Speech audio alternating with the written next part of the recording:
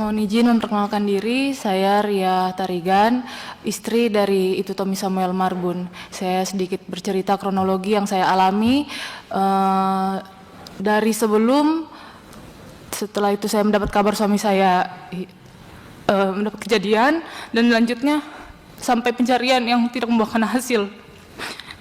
Jadi pada tanggal 11 Desember itu saya bersama suami, kami sampai di Bintuni. Setelah itu suami saya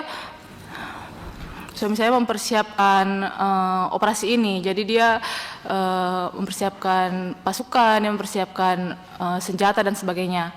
Di sela-sela itu kami masih mempersiapkan Natal karena kebetulan kami Nasrani. Setelah itu pada saat kami makan siang, ada satu hari kami makan siang, saya nggak tahu kenapa tiba-tiba suami saya mengeluh. Sambil saya suapi, dia bilang, aduh, didesak-desak terus ini. Terus saya bilang, sama siapa? Sama Kapolres, karena sebelum TR keluar. Dia bilang seperti itu penyampaiannya kepada saya. Mengejar Bapak Kapolres, penyampaian suami saya ke saya, mengejar Kapolres, mengejar Kombes. Penyampaian seperti itu. Selanjutnya, hari-hari berjalan seperti biasa, suami saya mempersiapkan pasukan. Tanggal 15 Desember, di pagi hari, suami saya sempat mau ajak saya bicara empat mata. Tapi itu karena berhubung jam makan siang, dan saya lagi di dalam mobil, kondisinya saya sudah mau pergi sama anak saya, mau beli makan. Di situ dia bilang, sini mami ngobrol empat mata dulu. Terus saya bilang, sabar, nanti pulang dari bis beli makan kita ngobrol, aku bilang gitu kan. Terus habis itu pulang dari beli makan, ternyata dia sudah tidak ada, pergi keluar. Sorenya dia pulang, terus saya tanya, tadi mau ngobrol apa? Tapi dia bilang, nggak jadi katanya. Terus dia bilang, mami nanti kirim uang transfer ya, 30. Terus saya protes kan, uang transfer apa lagi? Terus dia bilang, habis ini didesak-desak tapi tidak kasih modal. Yang di situ saya duga pembicaraan suami saya itu ditujukan oleh Kapolres. Terus setelah itu berlanjut, saya telepon mertua saya untuk suami saya mau berpamitan kan, mau pergi, kita berdoa bersama. Di situ yang buat saya agak merasa kenapa ya? Soalnya setelah berdoa, Gini Bu, suami saya sedikit. Tadi uang transfer itu untuk apa Bu? Bisa dijelaskan lebih lanjut lagi? Suami saya infonya bilang ke saya untuk uang transportasi mobil Hilux untuk naik ke operasi ini, untuk menjalankan operasi. Di situ makanya saya protes kenapa pakai uang pribadi untuk menjalankan operasi. Terus setelah itu kami berdoa. Di situ suami saya kan sudah biasa masuk hutan, tapi di sini pas kami berdoa kenapa dia seperti menangis. Terus saya bilang, papi takut, kok takut nggak usah pergi, saya bilang begitu. Terus dia cuma ketawa-ketawa, dia cuma senyum-senyum ketawa, dia bilang tidak seperti itu. Terus dia pamit bersama keluarga, dia pergi ke rumahnya Parolan sebagai titik kumpul di sana. Terus saya dapat chat sekitar jam 8 malam. Di situ suami saya chat, bilang, mami ini nanti transfer ke sini ya uang transportnya. Dia kirim nomor rekening kan, sudah saya transfer ke sana. Setelah itu suami saya memang sempat singgah sekitar jam 10 atau 11 malam, itu sempat singgah ke rumah. Tapi cuma ambil kebutuhan baju, setelah itu langsung pergi. Setelah itu suami saya sempat bilang nanti kalau ada sinyal baru dikabarin. Selanjutnya tanggal 18 itu Bapak Wakapolres dan Ibu Wakapolres datang ke rumah saya sekitar jam 1.30 siang menginformasikan kalau suami saya longbootnya terbalik. Pada saat itu informasi yang pertama saya dapat itu longbootnya terbalik. Terus saya tanya, siapa yang lihat? Tahu dari mana informasinya? Terus dia bilang, Bapak Waka bilang, informasinya belum jelas, tapi katanya dari tim yang sudah longboot yang satunya bilang mereka lihat perahunya Tommy terbalik tapi orang-orangnya nggak ada. Itu informasi pertama yang saya dapat. Terus saya sampaikan juga ke mertua saya, ke keluarga saya seperti itu. Setelah itu jam 3 siang saya dapat telepon dari Ibu Kapolres. Ibu Kapolres menyampaikan semangat seperti itu kan.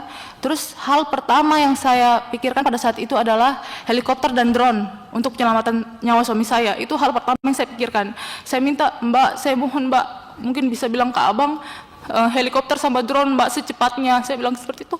Dan diiyakan, iya dek nanti Mbak sampaikan ke abang katanya. Tapi saya tunggu sampai sore tidak ada informasi, jadi akhirnya keluarga inisiatif lah.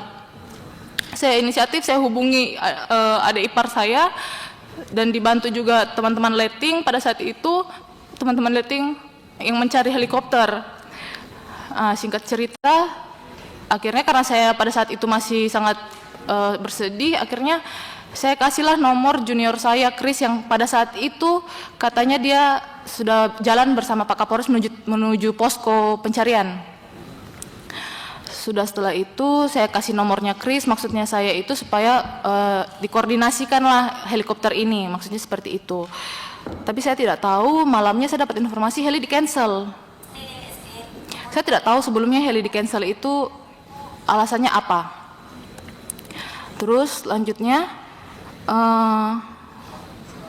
saya dapat telepon dari Kapolres pada malam itu. Kapolres bilang, "Dek, seperti ini Tommy ternyata tergelincir dari longboat." Jadi ini sudah pernyataan yang berbeda dari penyampaian Bapak Waka. Terus saya tanya, tergelincir gimana Bang? Masa nggak ada yang lihat? Masa nggak ada yang tolong? Itu penyampaian saya. Terus Bapak Kapolres bilang, "Iya, Abang kurang tahu gimana, tapi si Tommy ini duduk di belakang longboat, duduk paling belakang, terus mungkin dia salah pijak apa gimana, jadi dia tergelincir dan gak ada yang lihat." Itu penyampaian pada saya. Itu juga yang saya sampaikan ke keluarga, oh ternyata dia tergelincir. Terus setelah itu lanjut tanggal 19, jadi itu belum ada pencarian. Pada tanggal 18 itu sampai malam belum ada pencarian. Lanjutnya tanggal 19 itu karena tanggal 18 itu heli di cancel, saya belum tahu alasannya apa, akhirnya keluarga inisiatif cari sewaan pesawat kecil. Itulah yang saya pakai tanggal 19 untuk pencarian via udara. Tanggal 19 di atas saya naik pesawat pagi itu sambil keliling TKP itu saya lihat memang ada 3 longboat di bawah yang menuju TKP. Di situ pada saat saya naik pesawat itu memang saya tidak melihat ada tanda-tandanya hanyut karena itu pesawat juga sudah terbang rendah, tapi saya tidak ada tanda-tanda hanyut. Selanjutnya tanggal 20, di sini baru mulai kejanggalan-kejanggalan saya rasa. Tanggal 19 saya sempat tanyakan ke Bapak Waka, Bapak kira-kira helikopter perbantuan dari dinas sudah kapan ya, ada infonya belum ya? Karena belum ada infonya, akhirnya saya hubungi lagi ke teman, bisa nggak ini helikopter buat tanggal 20 pencarian besok. Terus habis itu dari bagian helinya bilang gini, Mbak, kalau kayak gitu DP dulu, nanti di cancel lagi. Terus saya bingung, siapa yang cancel? Tanda tanya saya kan, karena saya nggak ada cancel, tapi nanti di cancel lagi. Akhirnya saya di situ saya mentransfer uang untuk heli untuk tanggal 20. Setelah tanggal 20 saya ikut pencarian. Pertama helikopter sewaan kami keluarga dengan dinas ternyata sudah sampai tanggal 20 itu. Bapak saya ikut di sana pas pencarian pagi. Terus setelah itu pencarian saya kurang tahu, itu nanti mungkin dijelaskan Bapak saya untuk tanggal 20-nya itu. Setelah itu sorenya heli kembali. Karena heli kembali, saya kan sebagai istri saya merasa belum puas, jadi dan waktu itu masih sekitar jam 4, jadi saya bilang ini heli masih bisa putar sekali lagi nggak? Kalau masih bisa putar sekali lagi saya yang lihat sendiri, saya mau cari. Terus habis itu akhirnya heli di ACC, pergilah sore itu saya ikut pencarian sekali lagi, tapi ternyata tidak tembus karena di wilayah sana sudah mendung, sudah gelap, jadi helikopter terpaksa kembali lagi. Selanjutnya karena malam harinya itu saya dapat telepon dari Pak Kapolres. Terus Pak Kapolres menyambungkan telepon itu ke Pak Kanit Resmob, Pak Roland Manggaprau. Di situ Pak Roland menceritakan, Ibu, kejadiannya itu pertama saya adalah orang yang menyeberang berenang, diikuti berapa anggota, cuman saya merasa arus kencang, makanya saya sudah kasih kode silang-silang, dan orang bapak yang berada di sisi suami saya yang berada di sisi sungai itu, mereka sudah kasih kode oke untuk tidak menyeberang. Keterangan Pak Roland, dia masuk bersama anggota yang sudah berhasil menyeberang, mereka masuk ke dalam hutan sekitar 20 meter. Di situ dia dengar kalau ada suara dari sungai, arah sungai, teriakan 2 kali. Akhirnya mereka ini lari kembali ke arah sungai. Pas mereka kembali ke arah sungai, ternyata Pak Roland bilang dia melihat suami saya berdiri di satu tandusan yang airnya setinggi lutut. Setelah itu suami saya terduduk, tersapu air, dia sempat lihat tangan suami saya sekali panggil begini. Masih ada sekali, habis itu hilang. Di situ penjelasan Pak Roland, dia mau menolong suami saya, dia mau berenang ke arah sana, tapi katanya mukanya tertumbuk kayu yang buat Pak Roland pusing, jadi tidak sampai ke titik suami saya yang lihat mereka tandusan sebatas kaki itu. Setelah itu karena saya tidak percaya dengan begitu saja dengan apa yang disampaikan, tanggal 21 saya telepon anggota yang memang ada juga satu tim bersama suami saya. Saya telepon, saya tanya, Gideon, bagaimana cerita kronologi sebenarnya? Apa yang terjadi sama Bapak sebenarnya? Di situ Gideon memang bilang, pertama saya tanya, siapa yang satu tim sama Bapak pada saat menyeberang? Dia bilang, Ibu, ini. Terus, kalau gitu yang dari Brimob siapa? Saya tidak kenal Ibu, katanya. Ada nomornya enggak? Tidak ada Ibu. Terus bagaimana menurut menurut penglihatan kamu? Saya tidak tahu Ibu, seperti itu kan.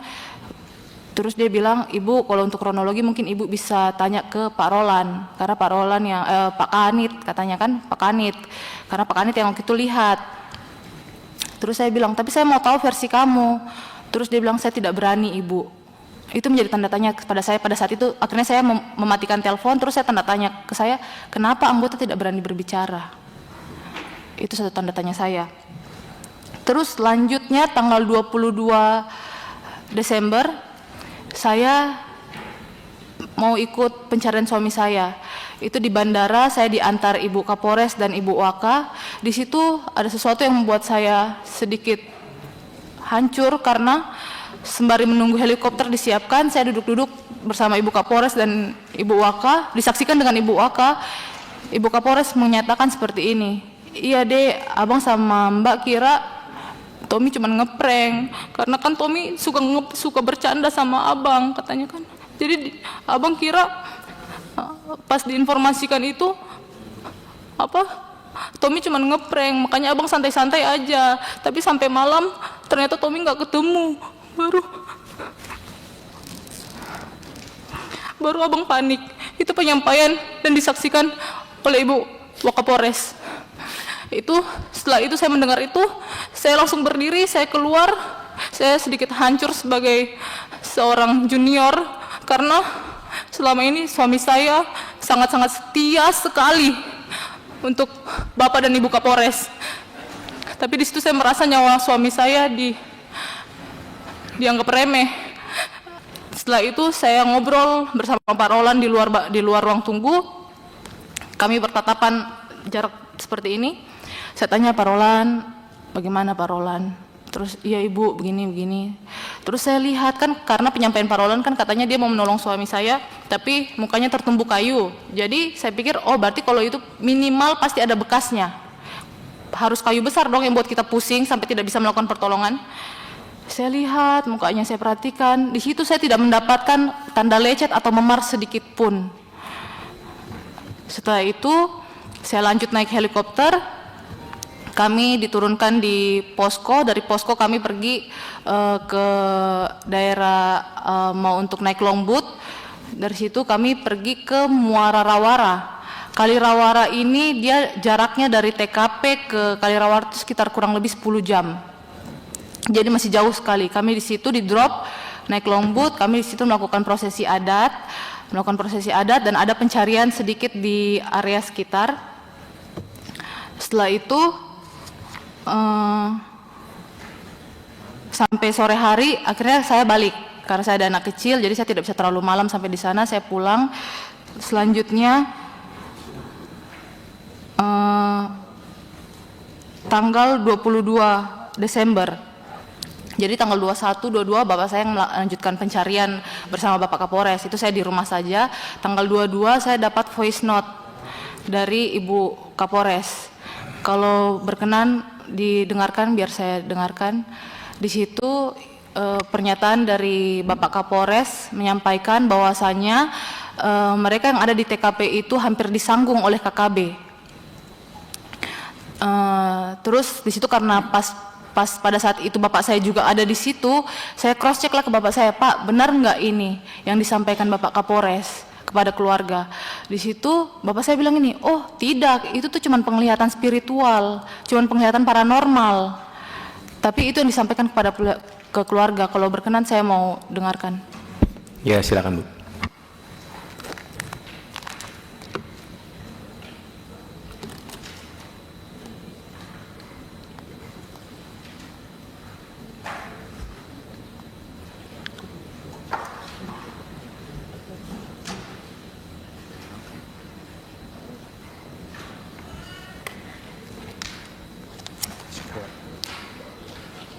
Om Tarigan, ini Papi sama Om Tarigan, bapaknya Ria menuju ke titik paranormal yang dikasih lagi sayang, dibantu sama Danion. Ini Papi baru tiba dari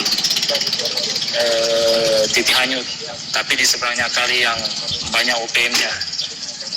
Semalam bermalam di sana dan kita hampir disanggung sama 5 OPM. Makanya Papi langsung pulang karena ada 4 orang sipil. Nanti ketembak, Papi diserahkan lagi. Jadi sampaikan sama Ria kayak gitu dan bapaknya menyaksikan sendiri sayang. Dan hal ini juga disampaikan ke masyarakat-masyarakat.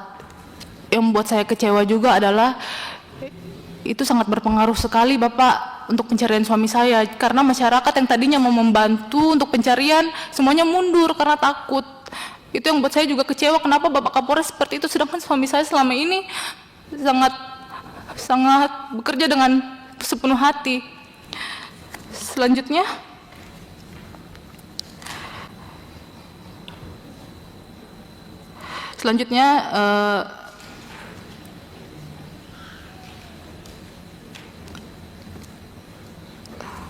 oh ya, tanggal 23 itu yang saya ikut pencarian itu sudah tidak ada lagi, belum pernah lagi saya ikut pencarian sampai pencarian itu berakhir.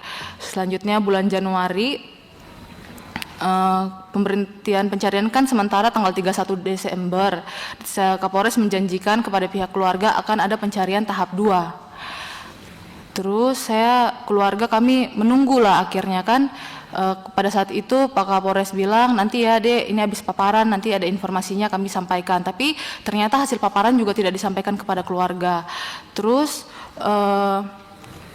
saya tanya ke Bapak Kapolres, Pak, kira-kira bagaimana pencarian tahap selanjutnya? Di situ Pak Kapolres bilang, Dek, nanti tunggu sprint dari Kapolda. Selanjutnya saya sempat akhirnya menchat Bapak Kapolda, izin Bapak, saya mau bertanya soal kelanjutan pencarian suami saya. Soalnya di sini Bapak Kapolres mengatakan menunggu sprint dari Bapak.